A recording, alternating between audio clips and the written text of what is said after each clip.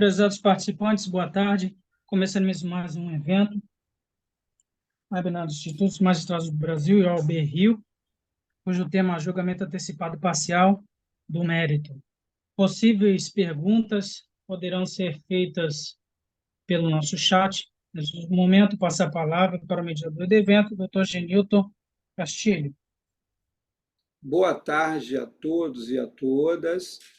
Mais um evento realizado pela OAB-RJ com o IMB, Institutos Magistrados, e hoje nós temos aqui a presença do nosso palestrante, desembargador Marco Aurélio Bezerra de Mello, que vai falar sobre o direito material do artigo que nós estamos expondo, e o professor Alexandre Flecha, que vai falar sobre o direito processual, esse artigo, o recurso. Nós estávamos e vamos a qualquer momento ter a vice-presidente, a doutora desembargadora Regina Lúcia Passos, a doutora Ana Tereza também deve estar já chegando, mas nós vamos ter que iniciar. Porque o desembargador Marco Aurélio tem aula agora às 18 horas, e nós podemos iniciar com ele.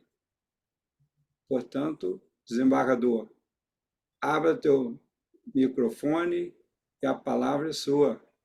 Boa tarde, meu caro amigo, doutor Genilton.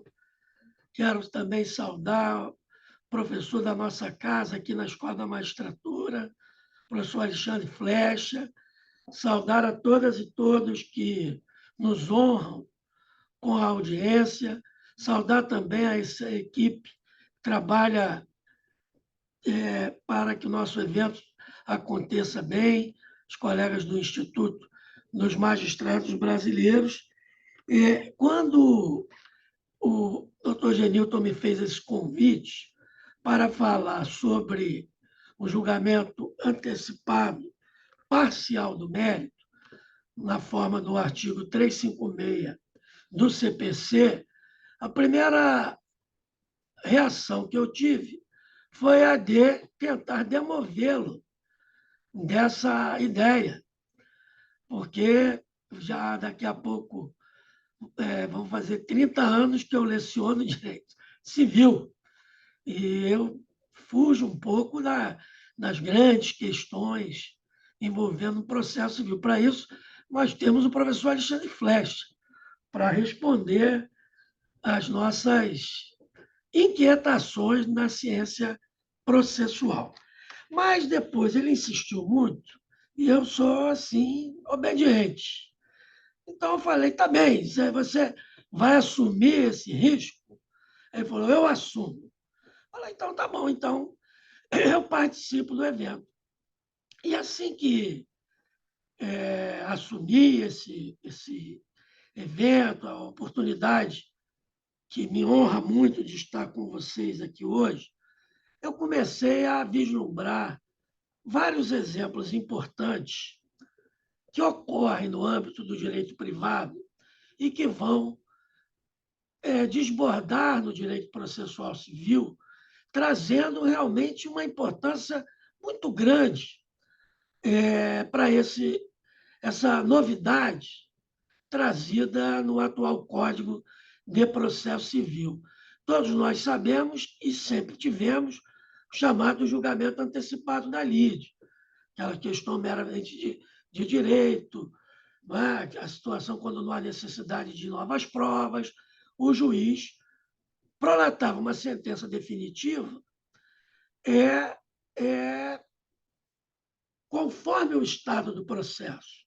E alguém, que eu não sei quem, teve essa feliz ideia de identificar que alguns processos, parcela do objeto do processo, poderia se mostrar clara ao julgamento do magistrado, enquanto uma outra dependeria de maior dilação probatória. E daí eu comecei a pensar alguns exemplos.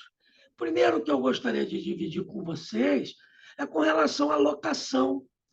A locação, a ação de despejo, né? Muitas vezes uma coisa está muito clara para o juiz. Ou seja, o que está muito claro? De repente, uma ata notarial bem feita, bem demonstrada, mais fotos, enfim. Está bem claro para o juízo que houve efetivamente uma grave infração contratual.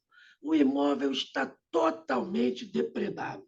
O locatário descumpriu a obrigação legal e convencional ao mesmo tempo de manter a coisa rígida como se fosse sua. Obrigação de cunho legal e contratual. E o juiz está claro, então, que ele pode dar ali uma sentença parcial de despejo. Aí poderão dizer, mas isso nós já temos uma tutela provisória. É interessante isso. É possível uma tutela provisória? Sim. Mas a tutela provisória não impede um julgamento com cognição exauriente com relação ao despejo.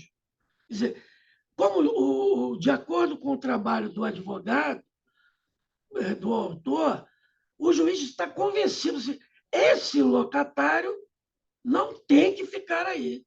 Se tem uma coisa que tem que acontecer para que a justiça se realize, é retirar esse locatário. Isso eu estou convencido. E vocês sabem, tanto quanto eu, que essa sentença de despejo ela será recebida apenas no seu efeito devolutivo. Com mais ainda fundamento, se tiver antes sido dado uma antecipação de uma tutela provisória, que aí até por duplo fundamento, digamos assim. Tudo bem, então o locatário já saiu, ou voluntariamente, ou um desalígio forçado. Mas, meus amigos, minhas amigas, como é que vai ficar aquele prejuízo enorme que o locador sofreu em razão da destruição parcial do imóvel? Banheiro todo quebrado, a cozinha destruída. Isso vai ter que ter uma perícia. Isso vai ter que a realização de uma perícia para chegar ao quantum de beato. Está muito claro que existe a obrigação de pagar. Quer dizer, o locatário tem que indenizar o locador, nesse meu exemplo. Mas qual será o valor? Essa sentença será líquida, a definitiva. Mas a parcial de mérito já terá ocasião de ser prolatada, desafiando, como todos nós sabemos, o agravo de instrumento.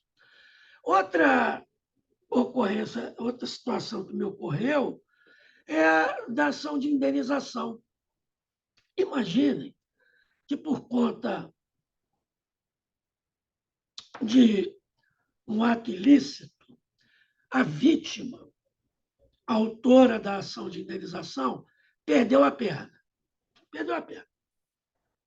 E, até aquele momento, com a testemunha, com a perícia, o que tem lá no processo, está claro o seguinte: o réu estava embriagado, o réu subiu na calçada, o réu passou o sinal vermelho.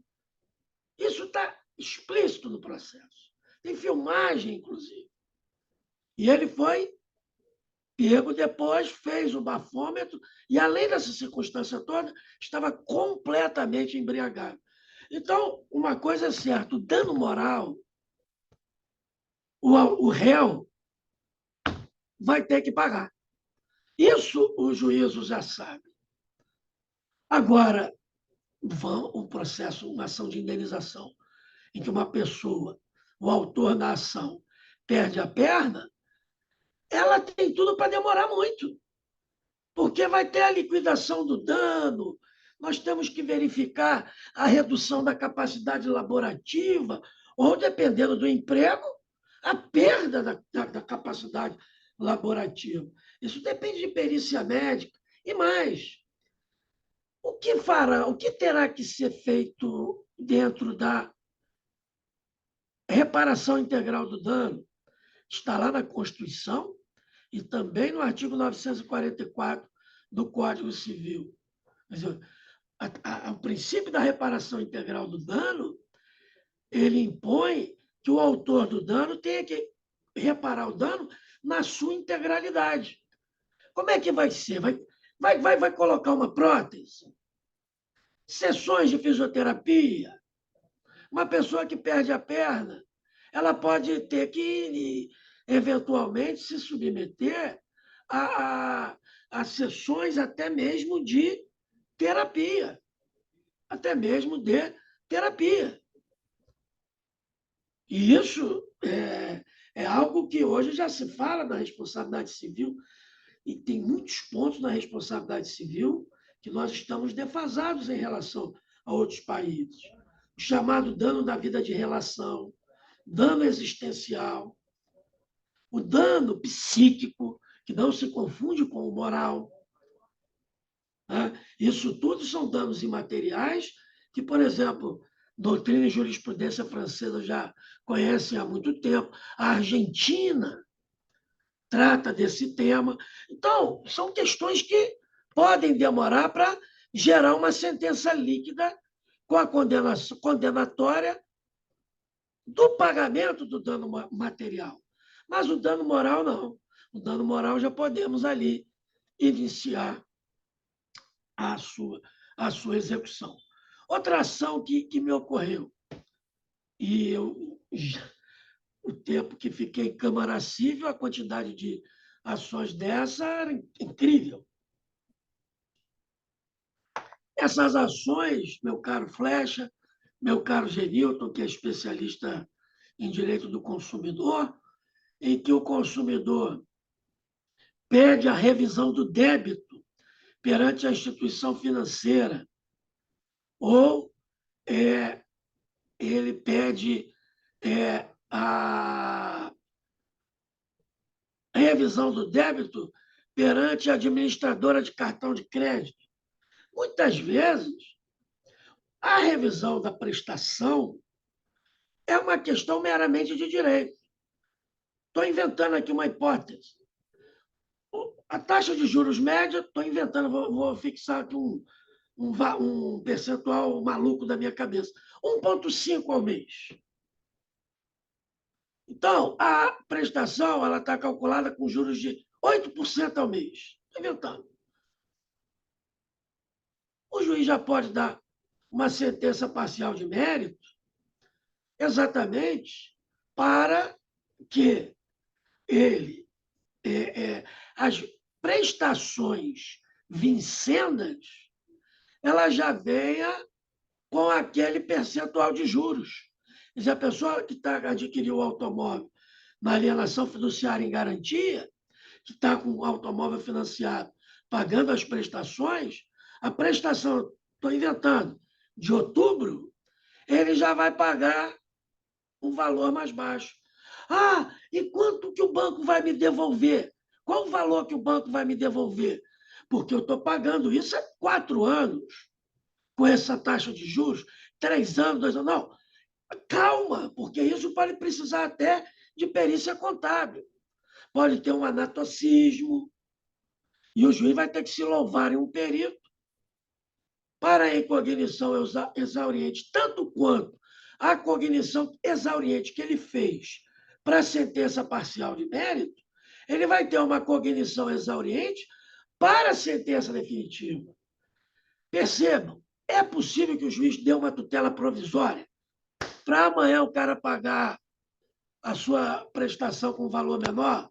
Ok, é possível, mas ela tem a característica da provisoriedade.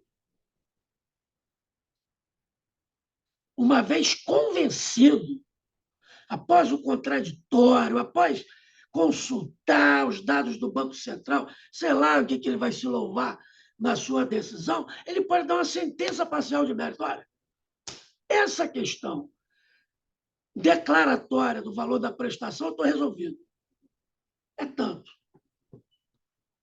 E o valor que vai ser devolvido para o consumidor?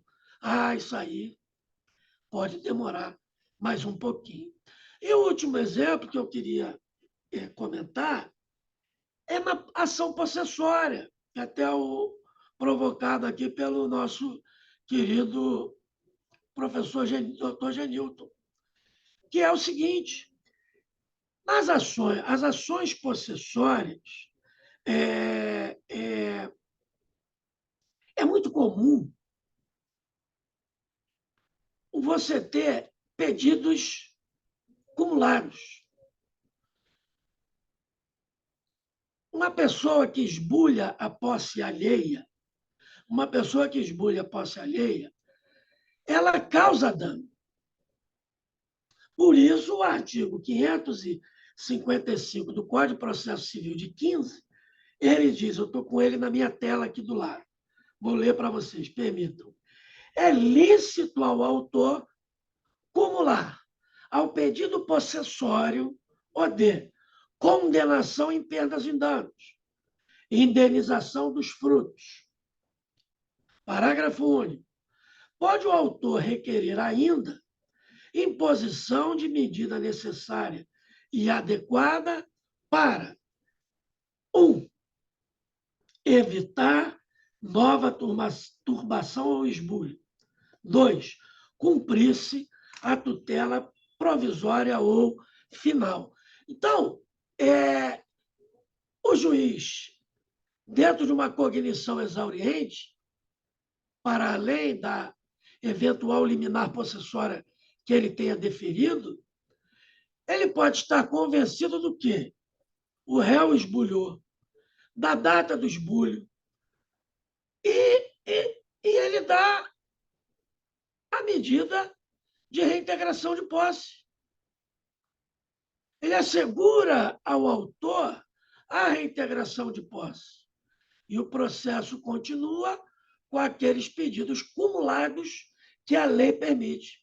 Isso é chamado de cumulação específica de pedidos, para além da acumulação genérica da parte geral do Código de Processo Civil.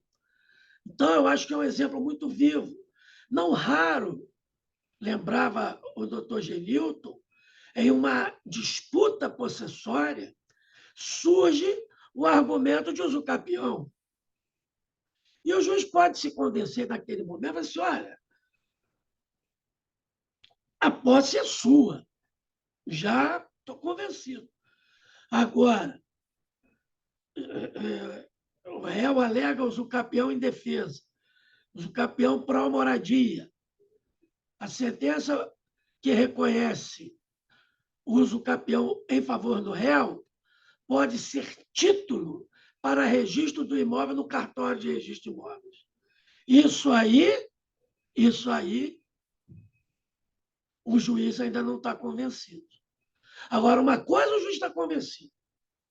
O autor é um aventureiro, o autor da possessória, ele não tem posse coisa nenhuma, mas ele perdeu a posse. A melhor posse é do réu.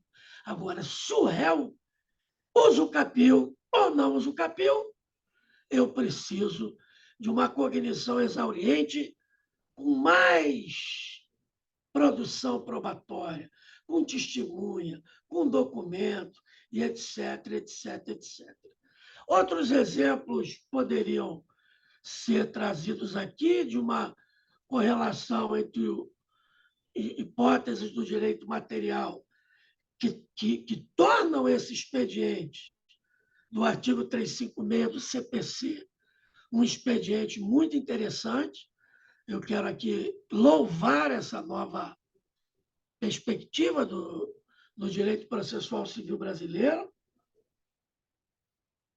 parabenizar quem teve a ideia, que eu não tenho a menor ideia de quem foi, mas teve uma grande ideia.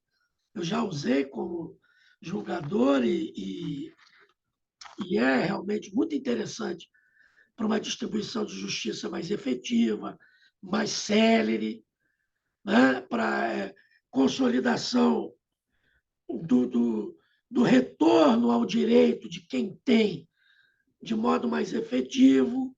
Então, é muito interessante.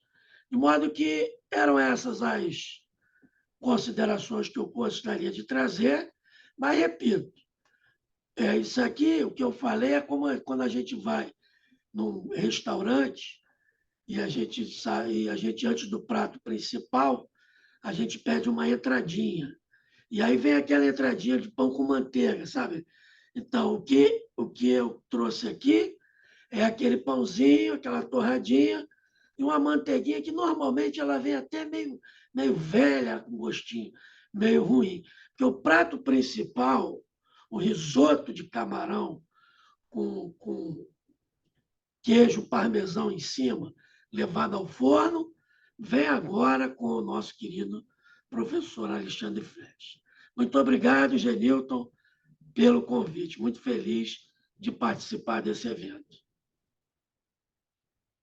Obrigado, digo eu, professor.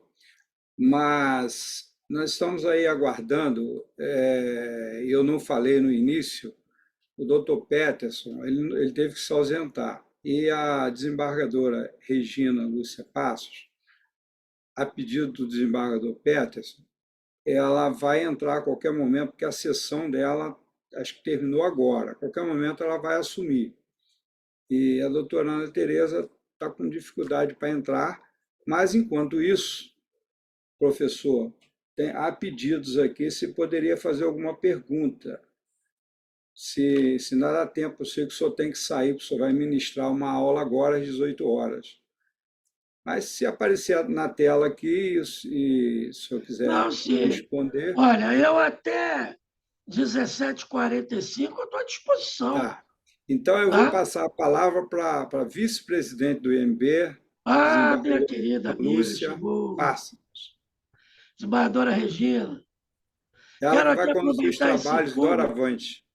quero aproveitar, Janilton, se você me Aham, permite, aproveitando aham. esse público aqui que nos honra, para dizer de público da minha admiração pela desembargadora Regina, que sempre existiu, só que ela é paroxística pelo trabalho que ela tem feito em favor dos vulneráveis do nosso Estado, pessoas portadoras de necessidade especial, que tem na desembargadora Regina, além de uma magistrada extraordinária, alguém que está ali para atender. E nós, colegas dela, cada medida que ela toma, nesse sentido, nós nos orgulhamos da nossa toma. De coração, eu queria dizer isso. Eu fico muito feliz acompanhando as medidas que têm sido tomadas pela desembargadora Regina à frente dessa comissão que trata da acessibilidade no nosso tribunal. Eu sou suspeito para falar, né? Mas doravante a palavra, a condução dos trabalhos é com a vice-presidente do IMB, a desembargadora Regina Lúcia Passos. Está sem som aí.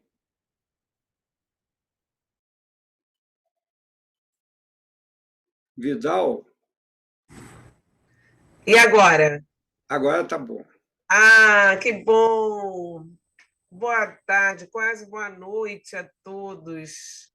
É uma alegria, um orgulho para mim estar aqui com todos, principalmente com meus amigos queridos.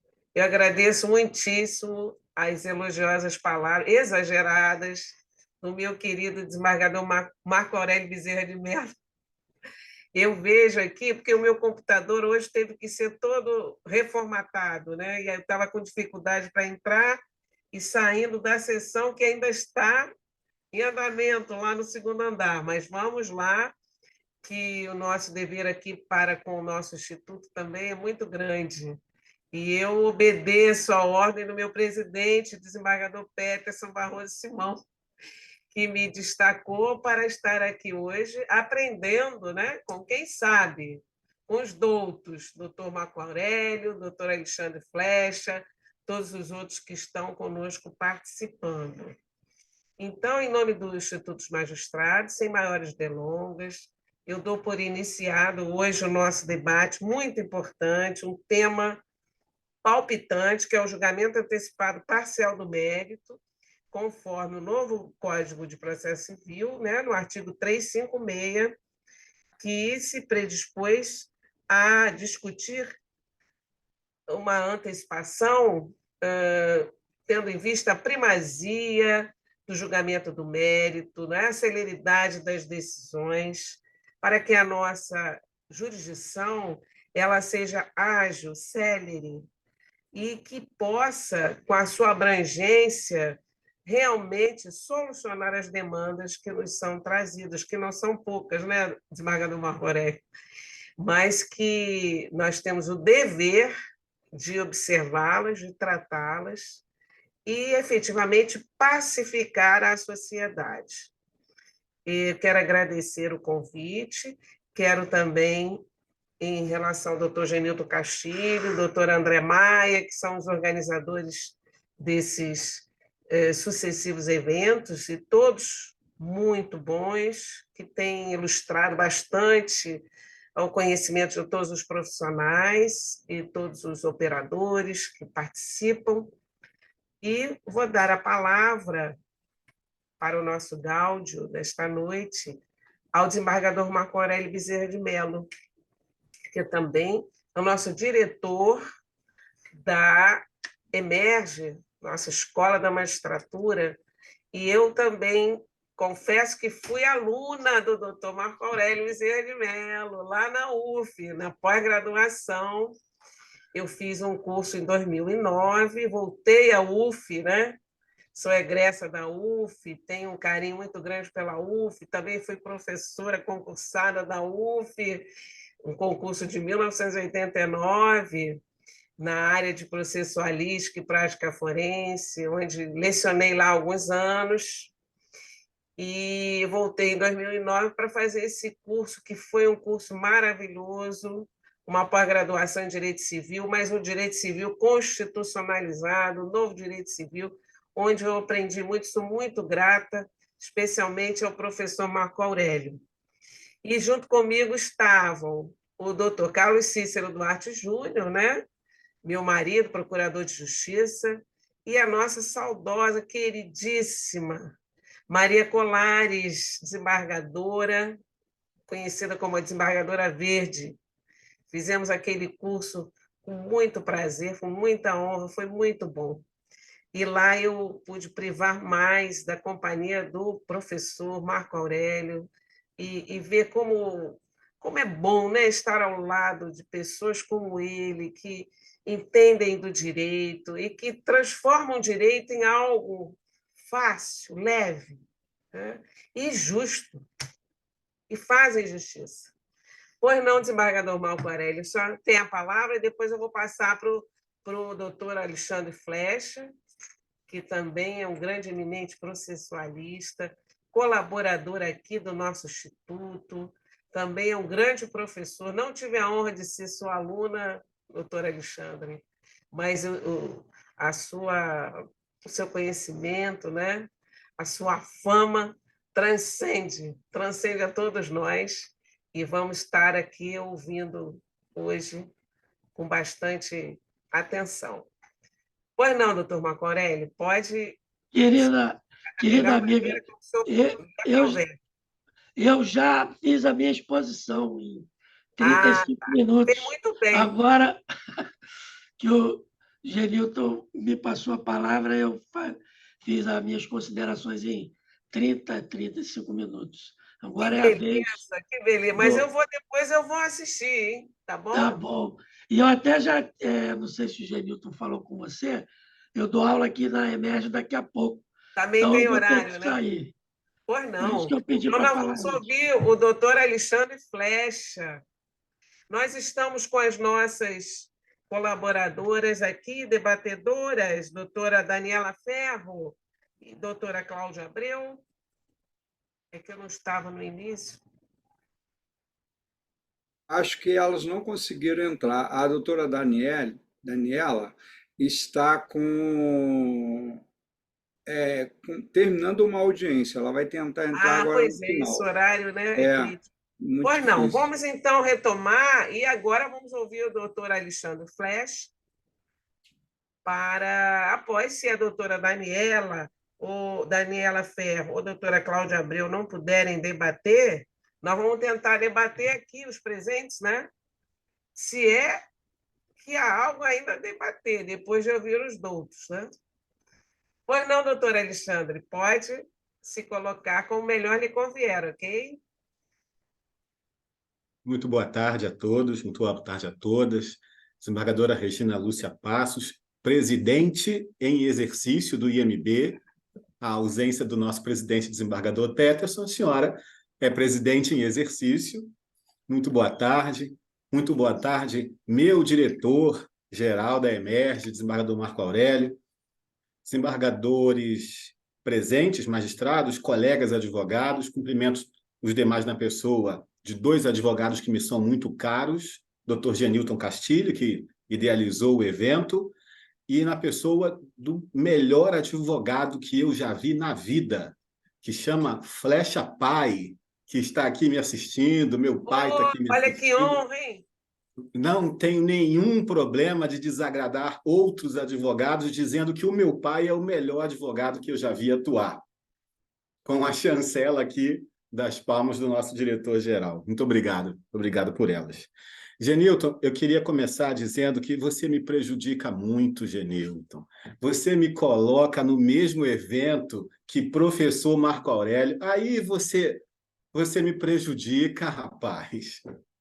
Pelo menos os temas são diferentes. Eu vou, ainda que seja para falar do artigo 356, do julgamento antecipado parcial, eu vou falar de aspectos processuais e não dos aspectos de direito material. Essa foi a razão pela qual eu aceitei o convite, porque se fosse o mesmo tema do professor Marco Aurélio, eu teria inventado que eu ia cortar a unha, ia lavar o cabelo, qualquer coisa, mas eu não passaria essa vergonha em público. Lamento, desembargador Marco Aurélio, que o senhor tenha que sair para dar aula. Lamento que não vamos dividir mais esse mesmo espaço. Mas, falando sobre os julgamentos antecipados, especialmente o julgamento antecipado parcial, que é o do artigo 356. Esse instituto ele é espetacular, como o professor Marco Aurélio falou ainda há pouco. Ele é muito bem-vindo. Não é que ele seja absolutamente novo. Ele já existia na época do código anterior, mas só que existia com outro nome.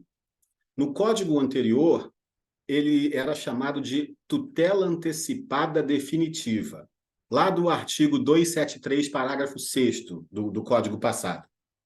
E vamos combinar que esse era um nome insuportavelmente ruim.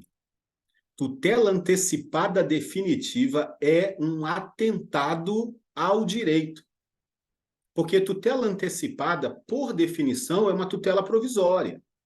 E aí, quando o Código chamava de tutela antecipada definitiva, o próprio nome já era um contrassenso. Quem deu a alcunha desse instituto no Código anterior foi o professor Marinoni, do Paraná, que é conhecidamente um professor muito utilizado em concursos da área federal. E eu me lembro, na época, que quando saía o edital de concurso de magistratura federal, de MPF, saía lá o programa, usava geralmente o livro do professor Marinoni. E aí um dos pontos do programa era tutela antecipada definitiva.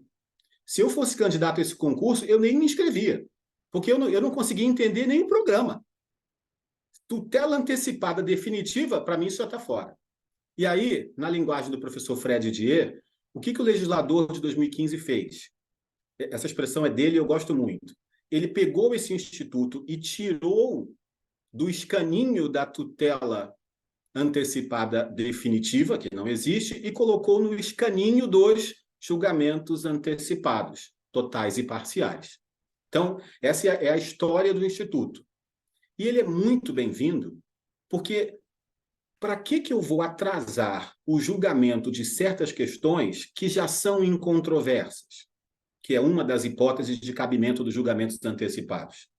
E, em segundo lugar, por que eu vou atrasar o julgamento de questões que não eram incontroversas, mas que eu não preciso mais da produção de prova? Todas as provas já vieram acompanhadas da petição inicial, quando requeridas pelo autor, e acompanhadas da contestação, quando requeridas pelo réu.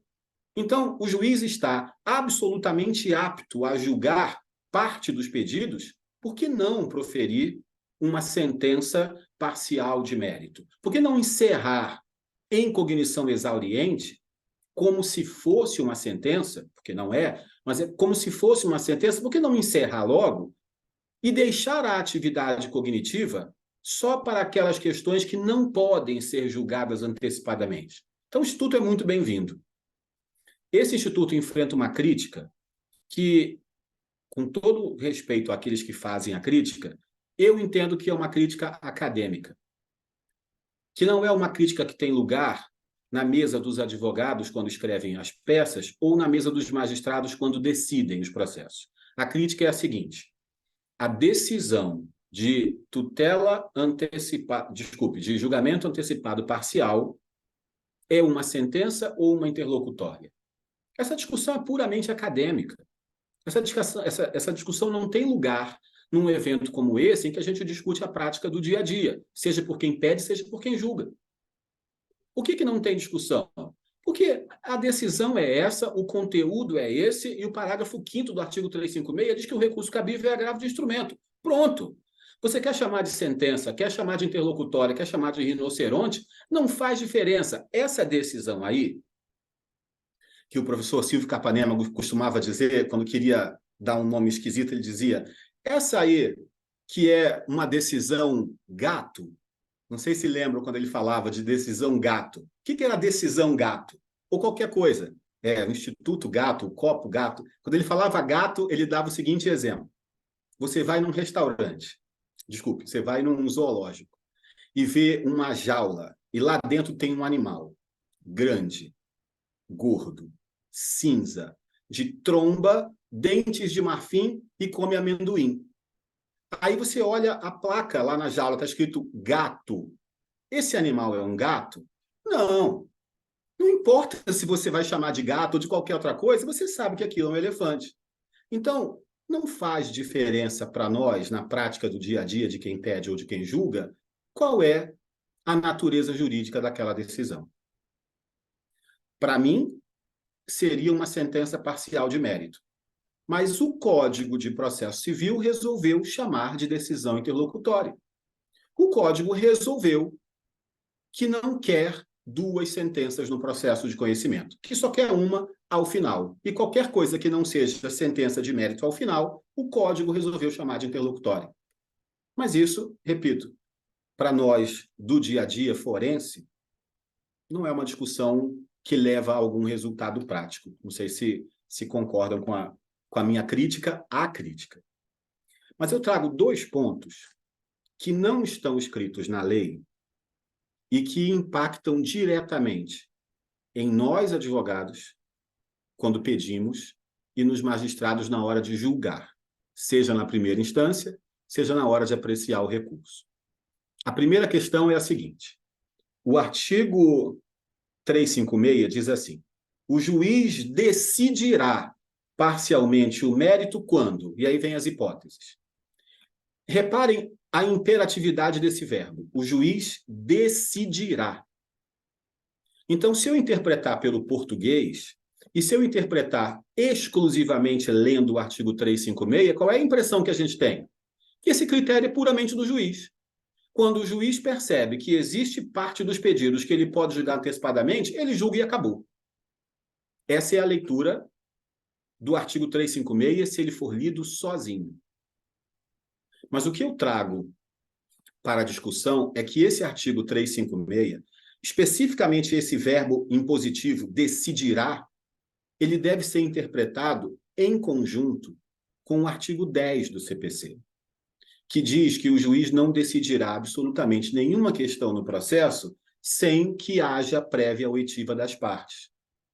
Então, é de muito bom tom, e eu tenho visto isso bastante dos magistrados na primeira instância, eu tenho visto muito isso, e falo isso elogiosamente, que o juiz percebe que há possibilidade de proferir julgamento antecipado, total ou parcial, e em vez de efetivamente julgar, ele profere a seguinte decisão: entendo que há possibilidade, em tese, de julgamento antecipado, total ou parcial. Digam as partes. Para que as partes tenham o direito de dizer: senhor juiz, na verdade, não há possibilidade ainda de julgamento antecipado, porque a atividade probatória ainda não foi esgotada. Eu gostaria de produzir uma perícia para esse objetivo. Eu gostaria de ouvir uma testemunha, ou mais, para esse objetivo aqui. Isso é capaz de convencer o juiz, não quer dizer que vai, mas é capaz de convencer ao juiz de dizer, a parte tem razão, melhor não julgar antecipado, não. Vamos produzir a prova. Isso economiza um tempo absurdo. Porque se o juiz não faz isso e efetivamente julga direto, eu vou ter que recorrer. Se o julgamento antecipado foi total, eu vou ter que apelar. Se o julgamento antecipado foi parcial, eu vou ter que agravar. De um jeito ou de outro, eu vou remeter um recurso para o tribunal. E se o tribunal me der razão, ele vai anular a decisão e mandar para a origem para que a atividade probatória seja executada. Sabe o que isso vai acarretar? Uma perda de tempo muito grande. Há uma economia de tempo enorme se o juiz, em vez de julgar direto, porque entendeu que estava pronto para o julgamento antecipado, se o juiz pudesse dizer, na forma do artigo 10, não é nenhuma invenção, na forma do artigo 10, digam as partes sobre a possibilidade ou não de julgamento antecipado. Ponto.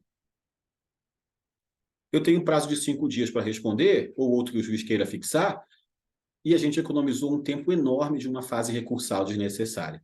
Então, essa é a primeira conclusão que eu coloco a julgamento. Não interpretar o artigo 356 sozinho, nem o 355, mas combiná-lo com o artigo 10. E a segunda questão que eu proponho, e essa é bem controvertida. A minha pergunta é, se o juiz resolve proferir o despacho que eu mencionei agora há pouco, esse magistrado entende que há possibilidade de julgamento antecipado. Digam as partes. O juiz se vincula a esse despacho? Ou seja, ele não pode mais mudar de ideia e ele está preso, ocorreu preclusão para o juiz e agora ele vai ter que julgar antecipado? Isso é altamente controvertido. Eu tenho a minha opinião, eu vou dividir com vocês e daqui a pouco virão os debates. Mas, embora seja altamente controvertido, outro dia eu discuti esse tema com uma professora de processo, mas o que eu entendo é que não há essa preclusão para o juiz. O próprio despacho dele foi, estou pensando, digam as partes.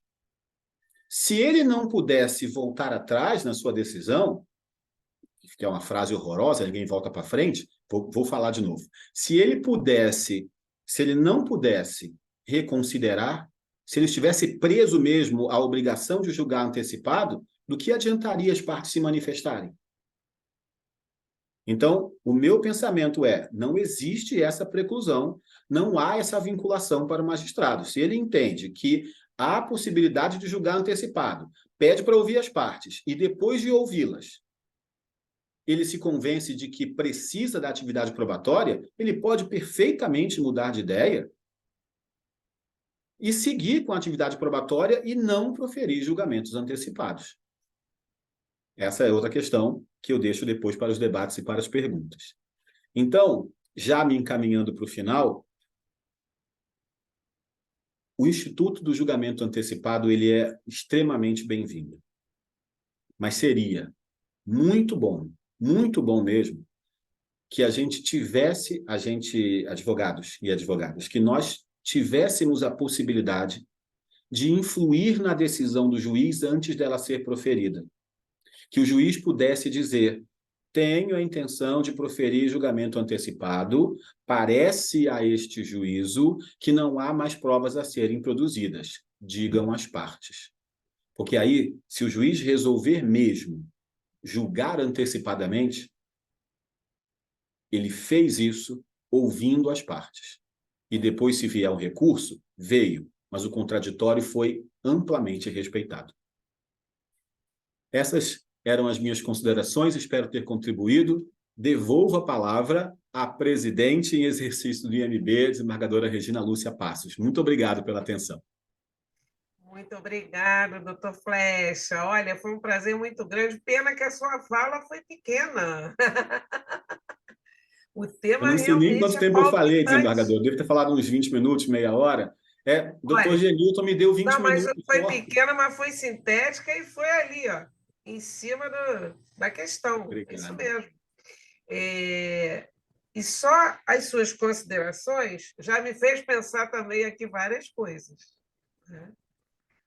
Vamos Realmente, ouvi-las. a matéria ela é não só nova, né? Apesar dela ter estado no CPC antigo, né?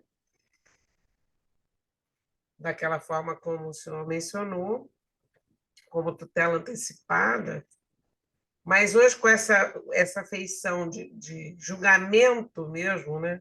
De primazia do julgamento do mérito, antecipadamente, esse instituto realmente nos traz aqui alguns questionamentos, como Vossa Excelência bem colocou, né?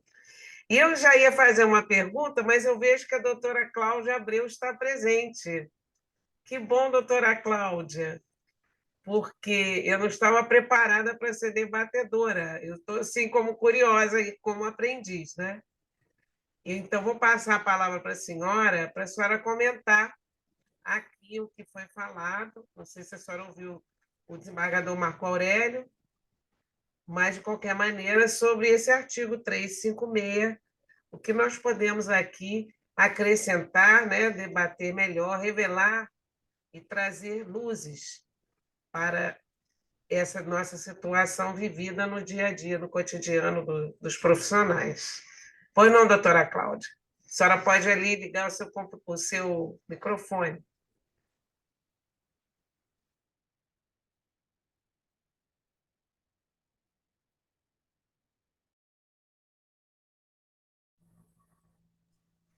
Doutora Cláudia Abreu, a senhora tem que ligar o seu microfone. Ah, sim, Tá pode ligado? falar.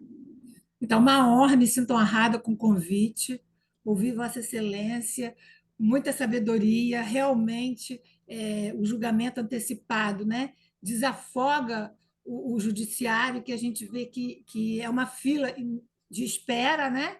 Que a gente sofre no dia a dia, e seria muito bom, né, esse desafogamento, né?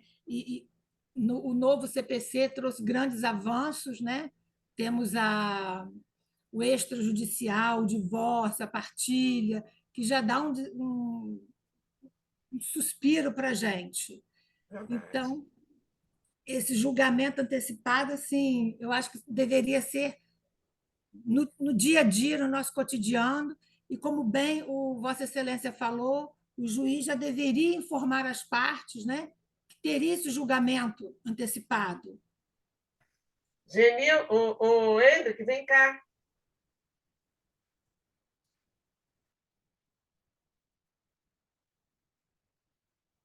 Está me ouvindo? Desculpe, doutora, eu falei um Estamos negócio aqui. ouvindo. Eu achei que o microfone tivesse desligado. Pode continuar, desculpe. Sem problema. Então, eu volto a palavra para a doutora, dizendo que as audiências também de conciliação, né, as partes entram em um acordo, tudo isso, né, melhora a nossa fila de espera, tudo isso desafoga o judiciário, e é importante entrar numa composição, porque os processos são lentos em virtude disso. Hoje em dia, tudo se leva à justiça. Qualquer coisa, vou processar, e acho que a gente tem que fazer mágica de um dia para o outro.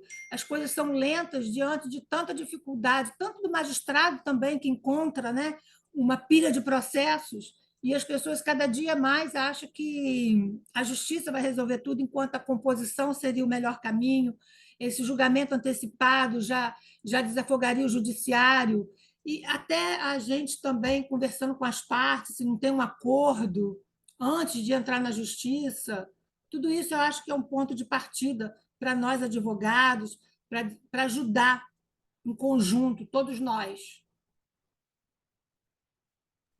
Isso mesmo, doutora Cláudia. Muito obrigada, ouvi-la.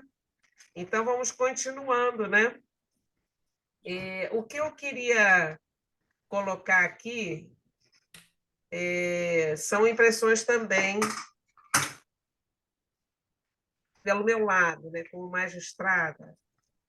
Embora eu acho que o processo seja um só, e todos nós, sejam os advogados, os magistrados, os servidores, nós queremos, temos a mesma finalidade, decidir, prestar justiça e pacificar. Então, quando nós recebemos essas demandas, nós temos uma finalidade conjunta, né? Como a senhora bem falou. Poder ajudar, melhorar, diminuir as demandas, diminuir o número de processos para podermos dar atenção especial àqueles que, porventura, tenham alguma complexidade maior. E eu considero os processos de maior complexidade aqueles que envolvem questões humanas. Para mim, por exemplo, um processo de família que envolve muita discussão, situações envolvendo menores, não é? Crianças, enfim, conflitos que você não consegue resolver apenas pela letra da lei, né? Precisa ter uma sensibilidade maior, não só dos profissionais todos que lidam com a questão, e como principalmente o juiz, né? Porque julgar por julgar não é tão difícil, né? Julgar pegando a letra fria da lei é até fácil. Como já dizia o saudoso desembargador Loretti, né, quando eu tomei posse na magistratura, em 1991, ele era o nosso presidente, ele que nos deu posse, e após ouvir o nosso discurso de posse, ele ficou empolgado, aí usou uma expressão muito interessante que o pessoal do meu concurso relembra até hoje, né? Ele fez um paralelo entre nós, juízes, nosso dever, com o Arnold Schwarzenegger. Ele ainda falou assim, vocês são máquinas, que o Arnold Schwarzenegger fazia o papel, né, de uma máquina. Vocês são máquinas de julgar. Só que essas máquinas têm coração, têm cérebro, né? Também têm suas dores, têm seus afetos, têm seus humores, né? Mas nós somos máquinas de julgar, efetivamente. Então, nós estamos aqui para julgar, não tem jeito. O processo também, se não houver uma composição, né? Autocomposição, uma situação que as próprias partes detêm o controle da solução, o processo não dá empate, né? O juiz vai ter que decidir, alguma coisa tem que decidir. E, no momento em que o juiz decide e entende de fazer a justiça, de pacificar, obviamente que ele tem que estar atento para todas essas questões. Há questões que ele pode julgar antecipadamente, não só porque o CPC assim o diz, mas há questões que ele, às vezes, precisa amadurecer. A senhora citou aí as questões de família, né? Eu, às vezes, como juíza, confesso também para os senhores, eu me permito fazer várias confissões aqui. Depois que a gente já está, depois de certa idade, e depois de tanta experiência, né? Não há vergonha nenhuma nisso. Várias vezes eu estava completamente dividida, né? Eu sempre falei, Deus nos deu 2 ouvidos e uma boca só. Então, deve ser para a gente ouvir mais, né?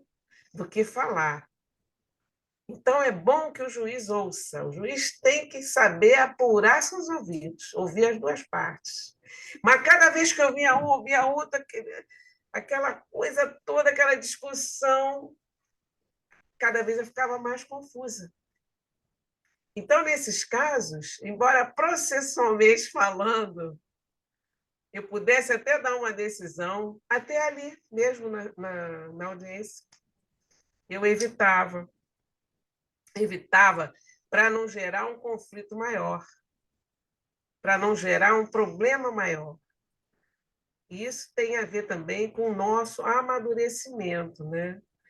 Embora eu tenha sempre em mente, sempre tive, minha vida toda, minha profissão nesses anos todos, não só como magistrada, mas como defensora pública e advogada, embora há pouco tempo que eu tenha exercido a advocacia, mas eu sempre tentei promover celeridade e justiça. E eu vejo que meus colegas também agem dessa maneira, buscando a justiça, contemporizar, pacificar, enfim. E o que o doutor colocou é muito importante. O processo é debate, né? O processo é debate. Hoje mesmo eu falei sobre isso, lá no evento sobre a semana, né, que nós estamos promovendo aqui no tribunal, de valorização da vida, prevenção ao suicídio, Setembro Amarelo. Falei sobre esse debate, né? E o fórum, o que é o fórum? É um local de debates, por isso que as pessoas trazem. Nós não podemos, como os gregos, né, antigos, os romanos, julgar lá na praça, temos que trazer para um local, e esse é o local, é o fórum, e é através do processo, né? Embora o processo não seja um fim em si mesmo, ele é um instrumento principal para esse debate se desenvolver.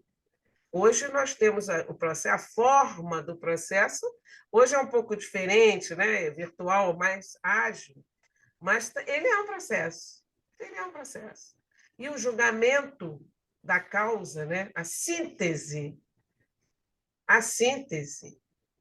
ele é o clímax, né? É o ápice desse debate. Né? A parte pede, a outra vem com a sua antítese, dizendo isso ou aquilo, pontuando dessa forma, daquela forma, e o juiz define, sintetiza. Agora, quando que ele pode fazer isso? Esse código diz que a gente pode sim, e deve, né? Quando ele fala, o juiz decidirá. Ele não está falando que o juiz poderá decidir. Ele diz que decidirá, viu, doutor Alexandre? Eu não sei se eu estou falando alguma coisa correta, mas as palavras têm poder. E eu não acredito em palavras ao léu, escritas assim de qualquer maneira, ainda mais um código de processo, né, que reuniu as cabeças mais inteligentes, né, para elaborar e ficou aí sendo gestado muito tempo, né? E que veio em 2015 com essa pretensão de corrigir o que estava errado lá no de 73, veio atualizá-lo, enfim. Então, quando ele diz juiz decidirá parcialmente o mérito, quando um ou mais dos pedidos formulados ou parcelas deles mostrassem controverso, estiverem em condições de imediato julgamento nos termos do artigo 355. E mais, o doutor falou muito bem, artigo 10, é o princípio da não surpresa. Por quê? Porque se o processo é debate, não é um monólogo, não é verdade? E o juiz não vai sintetizar adequadamente se ele não ouvir as duas partes, colocar os dois ouvidos dele, né? Senão ele vai usar mais a boca do que os ouvidos. Está errado isso. Está errado isso. Agora, doutor Alexandre, na prática também, eu fiquei pensando aqui, se o juiz fala assim, olha, eu estou com a ideia aqui de me utilizar do artigo 356, o que vocês acham? Eu acho que aí os advogados também, as partes vão ficar aflitas, né? O senhor não acha que o juiz, então, deveria declinar o ponto incontroverso? É uma questão. É uma questão. Eu acho que não deveria deixar no ar, né? Senão a parte não consegue entender por que o juiz quer decidir antecipadamente. E se for julgamento antecipado parcial, desembargadora, e a senhora foi cirúrgica nisso, se for parcial, significa que apenas parte dos pedidos será julgada de forma antecipada. O juiz precisa dizer qual parte ele quer julgar antecipada e por que ele não está vendo mais necessidade de produção de prova. Para que as partes possam dizer, excelência, para isso aí, talvez seja melhor produzir uma outra prova. Talvez seja melhor produzir uma perícia, uma inspeção judicial ou ouvir uma testemunha. Se o despacho for lacônico, Não tem como a parte responder. Então, Pois é. perfeito o seu comentário. Exatamente isso. E eu entendo, humildemente, que não haverá também preclusão para o juiz, não Também é? acho que não. Eu acho que não haverá preclusão para o juiz, porque preclusão para juiz é uma coisa muito, é uma exceção. Eu aqui não vi ainda, pela lei, né, dizendo que o juiz não poderá mais, a não ser quando ele emite, prolata uma decisão, ele não pode mudar, a não ser que seja um erro material. Essa seria a preclusão para o juiz. Mas, em outros casos, eu não vejo preclusão para o juiz, até porque, se o próprio Código de Processo Civil fala assim, né, eu estou só robustecendo, tentando robustecer, tá? Humildemente, que o senhor colocou. O Código fala que, a todo momento, o juiz pode e deve exortar as partes a uma composição, né? Porque se fosse assim, bom, acabou aquela fase eventual de uma conciliação, não vai ter, agora eu não quero que ninguém faça acordo. Não, ele pode o tempo inteiro, até o dia da sentença dele, até minutos antes dele proferir a decisão, né, ele pode entender e atender à vontade das partes de fazer uma composição. Logicamente, desde que não esteja essa composição sendo constituída por força de um conluio, uma coisa assim, né? Um prejuízo, né? Um acordo que não tem eficácia nenhuma, não vai pagar as custas, não sei o quê. Isso não, o juiz tem que estar atento. Agora, o juiz pode, a qualquer momento, indagar se as partes desejam. E aí não vai nenhuma. Às vezes o advogado fica nervoso. E por que o juiz está perguntando isso? Não sente isso?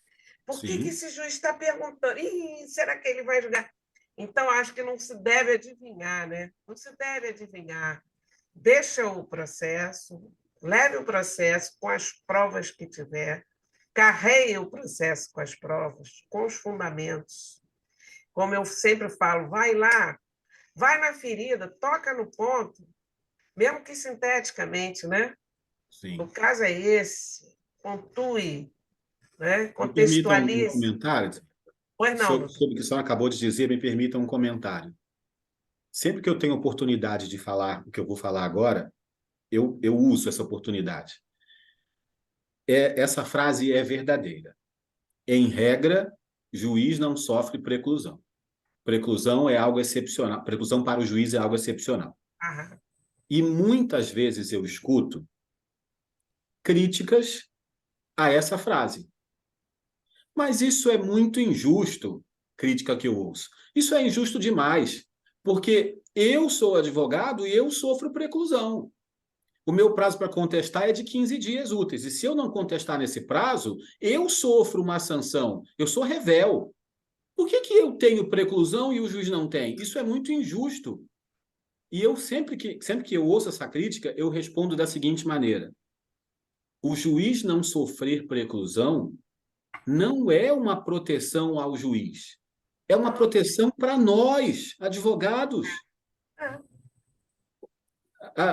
Muitas vezes, quando eu falo isso, gera uma perplexidade. Como assim? O juiz não sofre preclusão, isso é uma coisa boa para nós? O juiz não sofrer preclusão é uma proteção para as partes. Eu explico. Meu prazo da contestação, 15 dias. Meu prazo de apelar, 15 dias. O que acontece se eu não apelar em 15 dias? Eu não apelei, eu perdi o prazo, eu sofro uma sanção. Preclusão, não posso mais apelar. Preclusão, não posso mais contestar. Isso não acontece com o juiz. Se o prazo para o juiz proferir sentença, 30 dias. Se ele não proferir sentença em 30 dias e sofresse preclusão, ele não poderia mais proferir a sentença. Se eu perco o prazo da apelação, eu fico sem a apelação. Mas se o juiz perde o prazo da sentença, não é ele que fica sem sentença, somos nós. Então, o juiz não sofrer preclusão é uma proteção para a parte e não para o próprio juiz. Eu me exalto às vezes falando isso, Não, Porque tá certo. eu escuto o advogado criticar isso como se Porque o fosse algo... juiz não tem, ele não carrega os ônus processuais, talvez seja isso. Não que ele não deva cumprir os prazos, ele deve, todo Ele juiz deve. deve. E se ele não Agora, cumprir, ele ele não responde em carrega outra seara. os ônus processuais, porque ele não é parte, né? Ele é parte equidistante. Naquela relação processual triangular é complexa. Ele está aqui, Isso. ele vai receber daqui, ele vai receber daqui, ele vai emanar daqui, dali, para atingir todo mundo, para completar essa complexidade. Mas ele é uma parte, vamos dizer assim, equidistante. Ele não pode carregar ônus processual. Por isso que o senhor tem razão, essa preclusão não é propriamente uma preclusão, né? Está errado o juiz ficar muito tempo para dar uma sentença, isso é condenável, não é aconselhável. Tem que ter uma justificativa, um fundamento para demorar tanto por alguma razão. Agora, não é um prazo, né, peremptório. Por quê? Porque pode ser que ele precise de um tempinho a mais. Como eu falei aqui, há casos que você tem que amadurecer. Você sabe que o juiz acorda às vezes à noite, que eu acredito que o advogado também, mesma coisa. E lembra daquele... Ai, meu Deus! Sabe o que eu acho que eu vou fazer aquele assunto? Não era nada daquilo que você estava fazendo. Eu acho que agora é isso. Eu vou fazer isso, sim, amanhã sem falta. Às vezes anota. Eu, então, que eu tenho um grupo aqui, eu mando qualquer hora da noite ou do dia. Eles que vão ler, né? Depois que eles puderem. Anota. Então, sempre acontece isso com o julgador, porque ele tem que ter essa maturidade e essa responsabilidade, porque julgar não é fácil, não. É fácil se tu não tiver essa responsabilidade, né? Essa mentalidade de estar fazendo a real justiça. Agora, continuando. Uma pergunta interessante, quer dizer, interessante, pode ser até uma bobagem que eu vou perguntar. Nós estamos falando de julgamento parcial do mérito de forma antecipada. Agora, até que momento processual nós podemos entender que isso é antecipado? Existe um marco processual, por exemplo, é até o saneador, é até a sentença propriamente dita, é após a instrução, é antes da instrução. O senhor tem alguma posição sobre isso? Ou é uma besteira que eu estou perguntando? Não, absolutamente não, não é besteira, não. Existe um momento bem específico no processo em que o juiz pode fazer isso. Quais são as fases regulares de um processo de conhecimento na área civil? Petição inicial, conclusão da inicial. Se o juiz verifica que a inicial está irregular, manda emendar. Se verificar que está regular, ele determina a citação. Vem o réu para o processo, audiência de conciliação. Se tiver acordo, homologa o acordo por sentença e extingue. Se não tiver acordo, abre o prazo de 15 para contestar. Depois abre o prazo de 15 para réplica.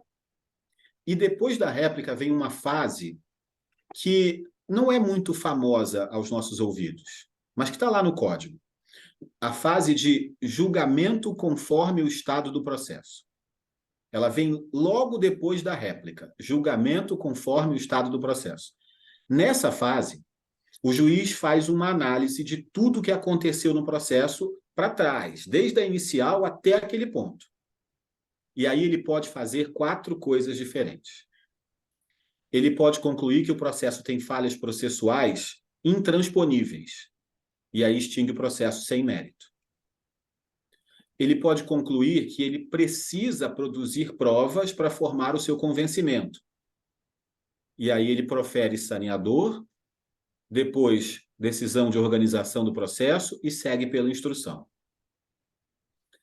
E a última possibilidade, dividida em 2. Eram 4, falei as 2 primeiras. A última possibilidade eu divido em 2. A última possibilidade é aquela em que o juiz verifica que pode julgar o mérito e que não precisa mais de provas. Para todos os pedidos, julgamento antecipado total, ou para parte dos pedidos, julgamento antecipado parcial. Se ele segue pelo caminho da produção de provas, não dá mais para ele reconsiderar. Porque julgamento antecipado, por definição, significa vou julgar porque eu não preciso mais de provas. Se ele já ingressou pela fase probatória, ele não consegue mais voltar. Não porque teve preclusão, mas porque passou a fase em que ele julgaria antecipadamente. Dali para frente, é sentença normal. Então, esse é o ponto. Ele vai julgar de acordo com as provas, né? Com a instrução. Exato. Então, é nessa fase de julgamento, de julgamento conforme o estado do processo. Sim, imaginei. Foi muito bom, bem esclarecedor o senhor ter colocado isso. Né, doutora Cláudia? O que a senhora achou? Nossa, eu estou aqui encantada. Eu acho que depois dessa aula, de todo esse esclarecimento, nós, advogados, nunca mais vamos falar sobre preclusão dos juízes. Vamos dar graças a Deus de não precluir. Ai. Genilton, você ia perguntar alguma coisa? Sim, sim. Eu gostei muito da fala aí, da vossa fala, mas eu gostaria de discordar em algumas coisas, em um ponto específico, quando se trata de ação de uso capião, que ela é declaratória de direito, constitutiva e demarcatória.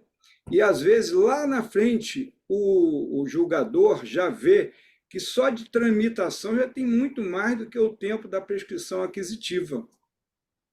E ele pode, nesse momento, quando ele se debruçar e olhar, e ele julgar parcialmente o mérito antecipado desse pedaço. Então, já passou, não passou, ele pode a qualquer momento.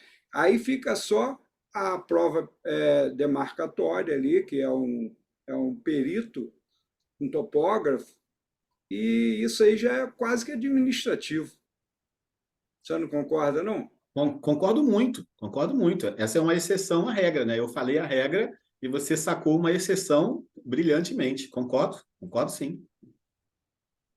Agora, eu queria fazer também uma pontuação de uma situação, justamente como foi declinado aqui no início da sua fala. Essa crítica, né, que acontece, a crítica acadêmica, né? Porque a academia é isso mesmo, tem que pensar nas coisas, né? A academia existe para isso, né? Para desenvolver cientificamente essas teses. No caso, o próprio código determina, é agravo, ponto. Achado é um agravo. Mas o agravo de instrumento, o recurso de agravo de instrumento, ele tem um procedimento mais simplificado do que uma apelação. Não é verdade, doutor? Sim. Por exemplo, no tribunal, estou só conjecturando aqui, porque muitos podem não querer um julgamento antecipado, parcial, porque o recurso vai ser o agravo, se ele tiver que recorrer.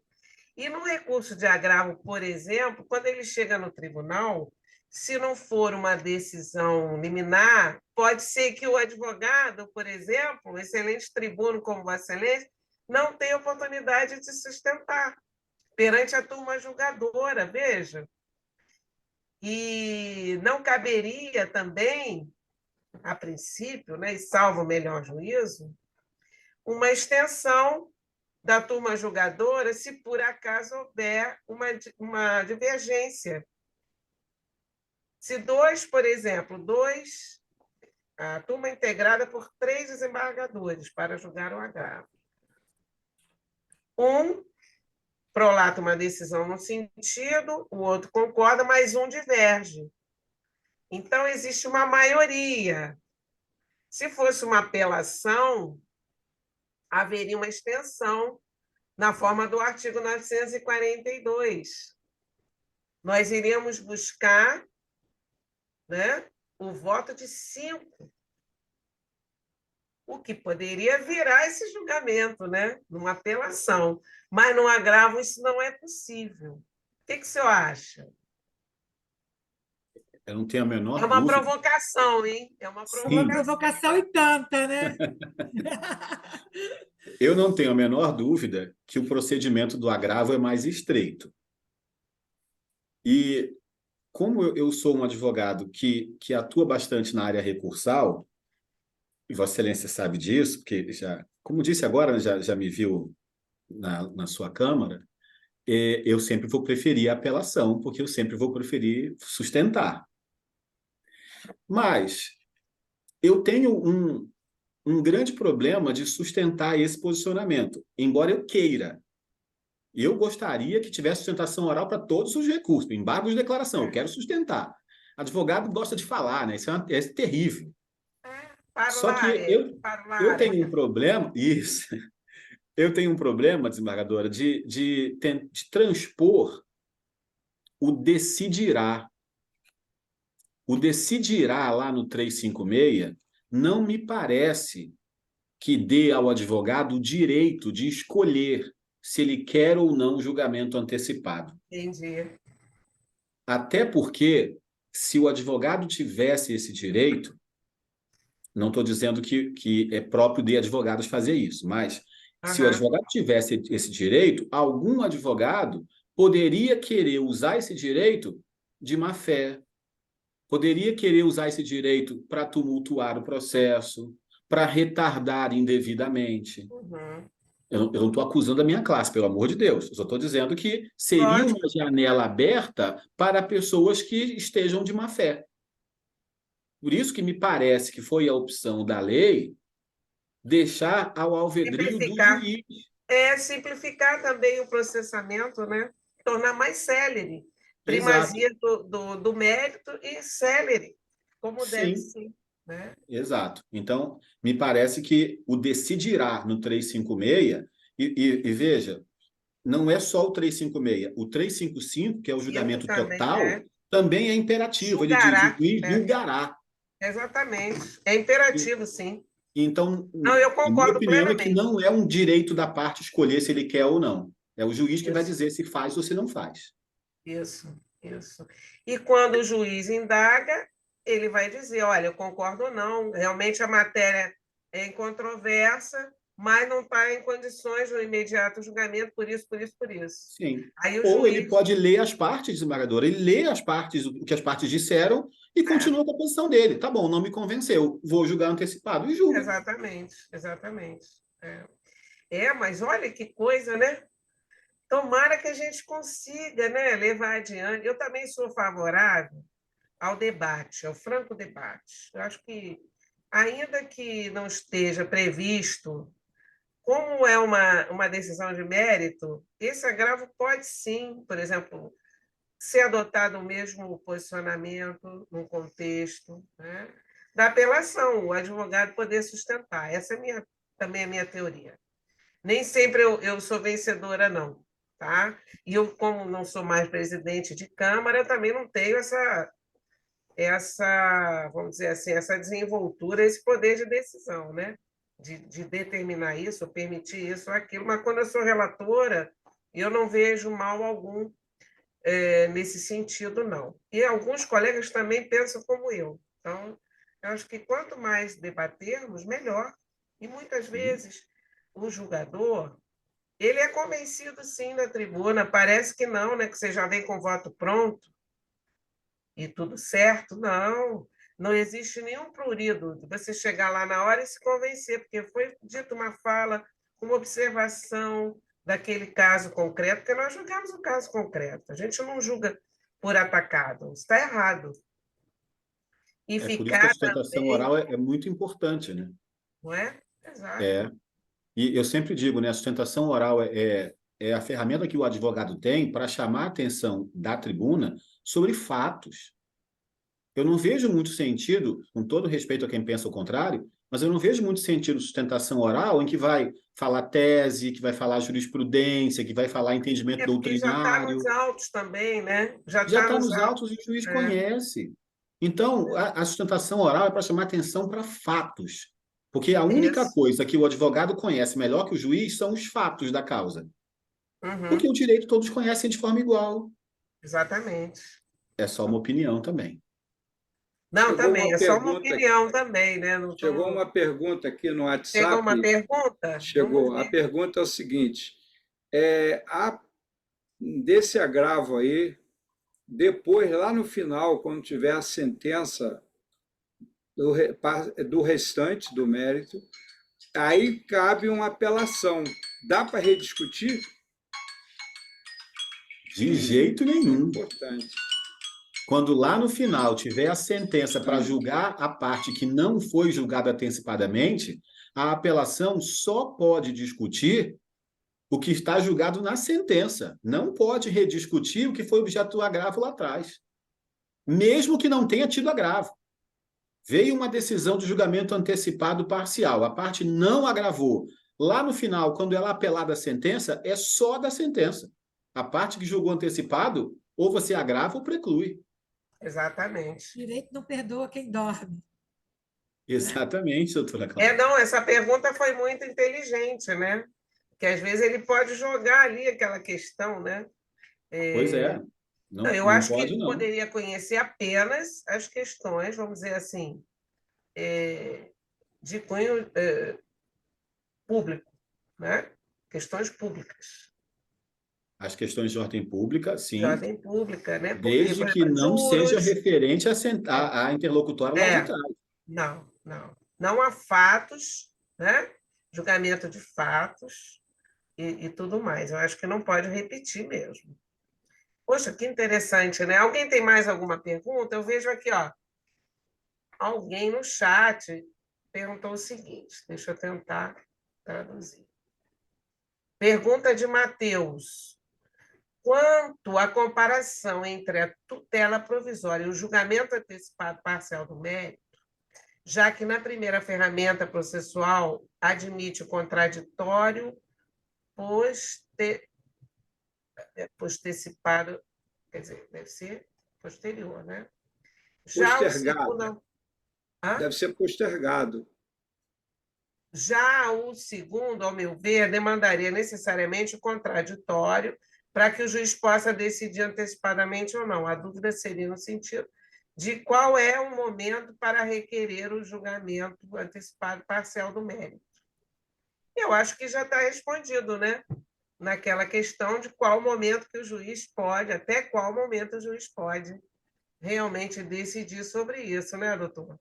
Sim, se o juiz vai decidir se julga ou não antecipadamente naquela fase de julgamento conforme o estado do processo, até quando as partes, via advogados, podem requerer julgamento antecipado?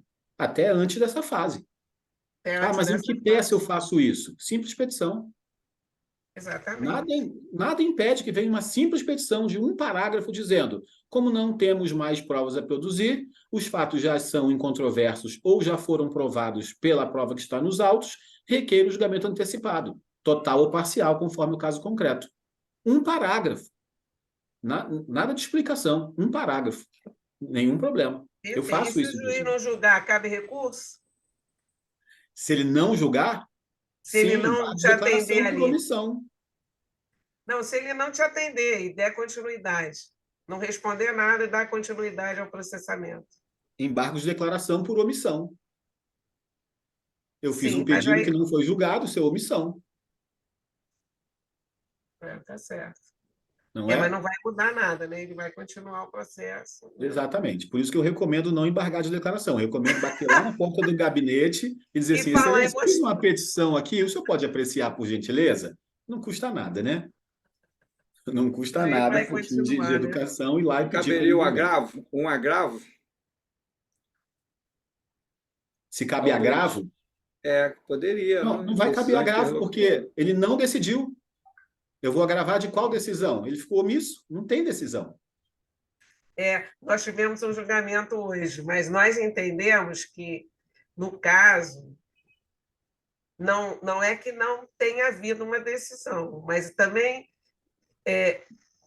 não haver uma decisão e haver um movimento contrário daquilo que se está pleiteando, né, já é uma decisão, né? Já é uma decisão. Então, aí, no caso, mesmo que tenha sido omisso, mas o juiz fez outra coisa, contraditória àquilo que você está pretendendo, né? Já há uma decisão aí, portanto, seria, se for o caso, né? Dependendo do caso concreto, seria oponível um recurso contra isso, mesmo que não tenha havido uma expressa decisão daquilo exato que foi pedido. Nós julgamos um caso exatamente assim, pois nós entendemos pelo conhecimento do recurso, nesse sentido, né? Sim. Porque a negativa é contraditória, a posição contraditória daquilo justo que a pessoa pleiteou, né? Mesmo que não tenha sido uma resposta clara, um não claro, houve uma decisão. Mas é muito interessante. Alguém tem mais alguma pergunta, doutor Alexandre?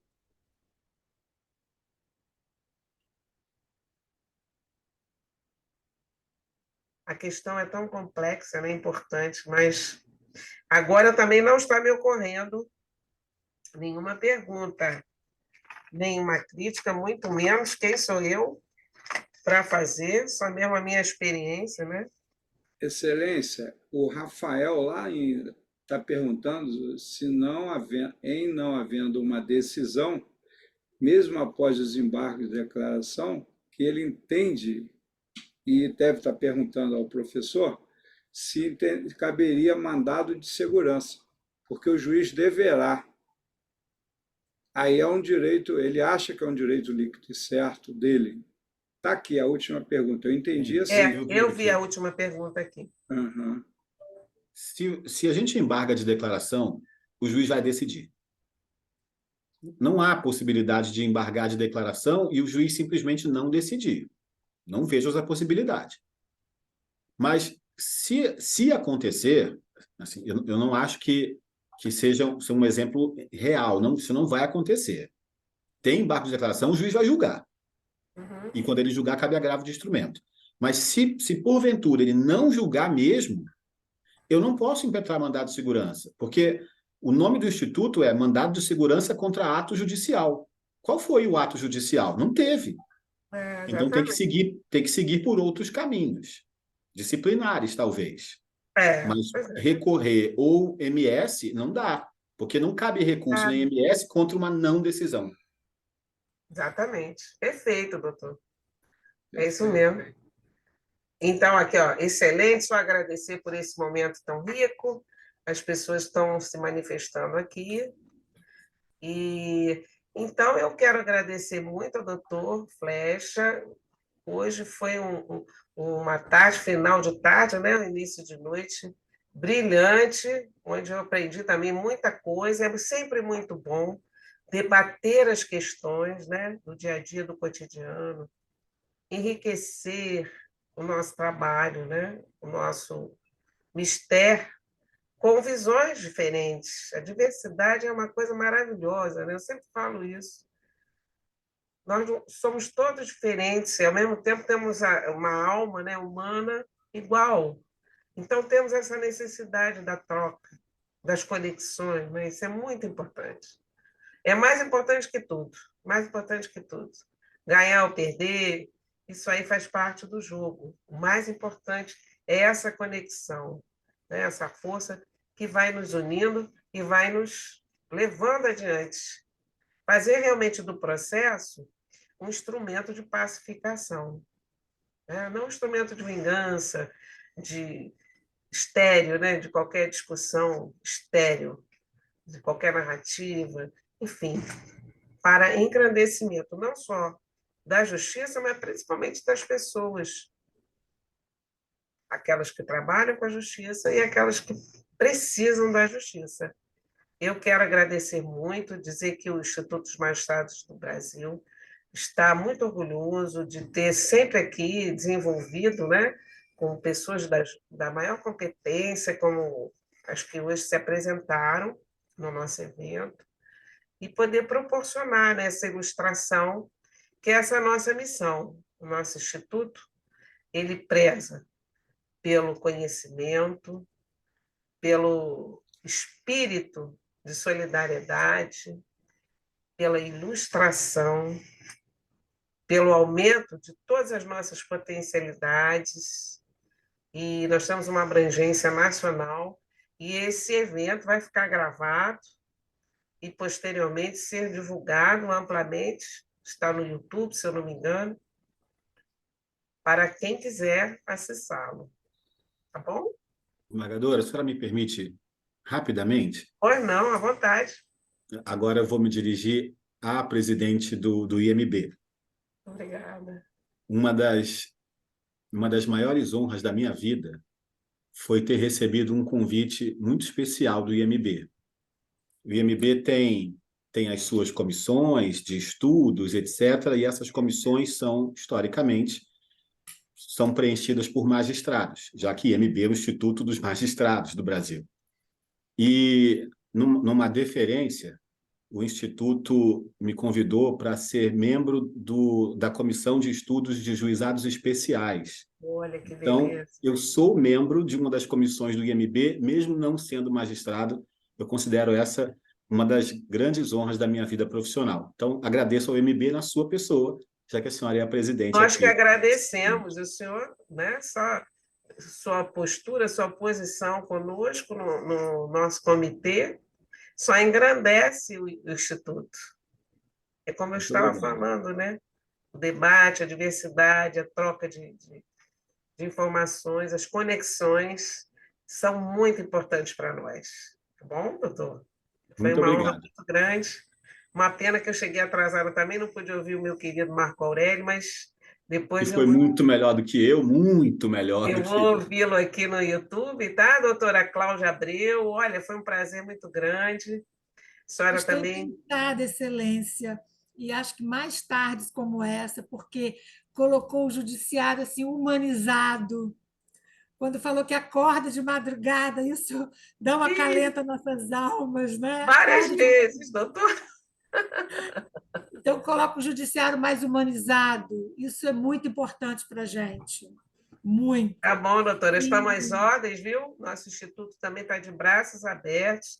Se os senhores tiverem algumas ideias de assuntos que nós possamos trazer, né? Esse veículo que veio principalmente depois da pandemia, né? Que nós nos utilizamos aqui da via virtual, ele é muito importante, ele está permitindo que a gente tenha esse contato por mais vezes, né, do que tínhamos a época que exigia-se a presença física, né, num local específico. Então, nos ajudou muito. Nós temos para mais de, eu nem sei quantos, centenas já de eventos por essa via, estamos abertos e sempre com essa parceria, né, muito frutuosa que foi com a OAB. OAB, a nossa vice-presidente, a doutora Basílio, também estava convidada a participar, mas ela também está sempre muito ocupada, né? E ela está sempre conosco, todos os outros, doutor Bandeira, e vários, né? Vários colegas da advocacia, e também do Ministério Público. E temos aí o doutor Genilton Castilho, que representa, né? Faz esse meio de campo aí entre a magistratura. Mas nós temos aqui, ó, um conselheiro da OAB aqui do lado, ó, doutor Alexandre Flecha. Ah, com A certeza. OAB está O bem doutor Alexandre já representada. é do IMB também, ele já faz parte da nossa comissão. Doutor Nós que Alexandre. Os dois, né? Eu agradecemos. sou conselheiro da OAB, sou membro do IMB, então eu Isso. sou um ser Então, uma híbrido. maravilha. Olha, e eu queria conhecer muito, viu, doutor Flecha, pai. Se puder, depois passa aqui para nós, Levá-lo-ei no seu gabinete para um café. porque também a sua fama transcende, não é? Muitos anos que nós Sim. conhecemos a fama. Tá bom? E Eu o que posso mais? encerrar, então? Eu pergunto aí o pessoal do IMB, o André, a Cristina, que está nos ouvindo. Desembargadora, pode ficar à vontade. Encerrar o evento. Sim, então vou fazê-lo, agradecendo mais uma vez a presença de todos. O IMB agradece intensamente e está à disposição. Eu acho que vai ser contado aí 3, 2, 1 para não cair abruptamente, tá bom? Boa Isso, noite, bom perfeito. regresso para quem está fora de casa. Fiquem com Deus, tá? Muito boa noite a todos. Estamos à disposição aqui, viu, no tribunal. Boa noite, Os boa noite. Boa noite. participantes, o IMB agradece a participação. Contagem regressiva para encerramento. 5, 4, 3, 2, 1. Boa noite a todos.